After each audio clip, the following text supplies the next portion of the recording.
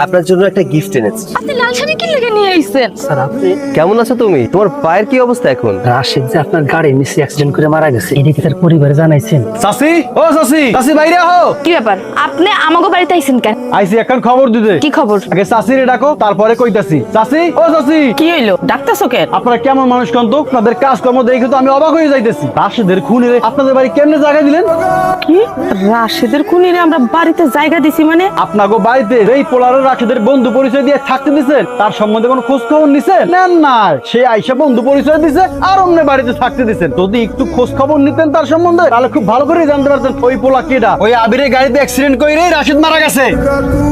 আপনি মিথ্যা কথা কইতাছেন না? আমি মিথ্যা কথা কইতেছি না, সত্য কইতেছি। তা এই পোলারে জিজ্ঞেস করলেই পাইবা।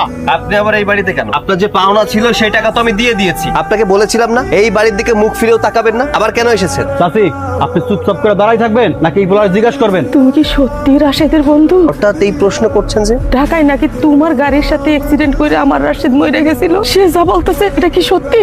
আমার রাশেদ তোমার গাড়ির সাথে অ্যাক্সিডেন্ট করে মরে গেছে? সুজন যা কইতাছে এটা কি সত্যি? হ্যাঁ আন্টি, এটা সত্য।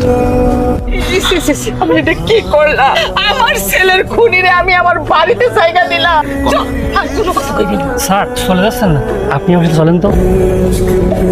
তুমি তুমি আবার এই বাড়িতে কি চাও? আরে আপনারা ভুল বুঝতেছেন, ওই দিন রাশেদের লগে আমিও তো অ্যাক্সিডেন্ট করছি। সেই দিন অ্যাক্সিডেন্টের সাথে সাথে আমারও তো পা ভাঙছিল। এটা তার কোনো দোষ ছিল না, দোষ ছিল আমাদের। আমরা ট্রাফিক আইন না মাইনা ঘোড়া করে ফুট করে তার গাড়ির সামনে চলে আসলাম। তার কিছু করার ছিল না। তার জায়গায় যদি অন্য লোক হইতো আমাদের ফেলাইতে চলে যাইতো, কিন্তু সে আমাদের ফেলায় যায় নাই। নিজের টাকা দিয়ে আমাদের চিকিৎসার ব্যবস্থা করছে। স্যারের নিজের রক্ত দিয়ে রাশেদকে বাঁচানোর জন্য অনেক চেষ্টা করছে, কিন্তু রাশেদকে বাঁচাইতে পারে না।